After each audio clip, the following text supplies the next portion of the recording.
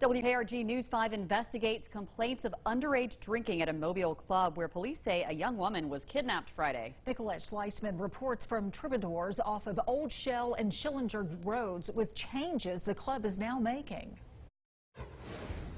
Starting immediately, the club will now only allow those 21 and older to enter into their doors. Now, according to their Facebook page, they were previously open for those 19 and older. These changes come after Mobile police say an 18-year-old was taken by a man from the parking lot early Friday morning.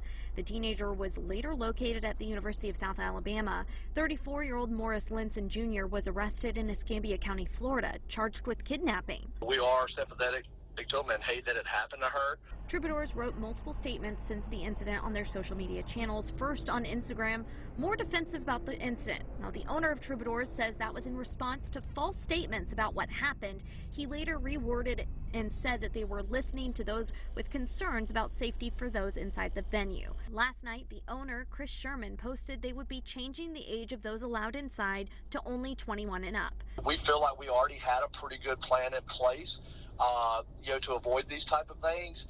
But, obviously there's always ways to improve. I really care about our customers and I care about what the community thinks.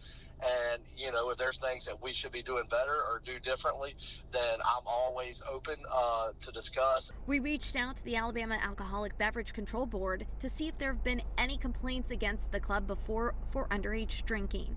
ABC spokesperson Daniel Dye says they have received complaints this year that the location was selling alcohol to minors.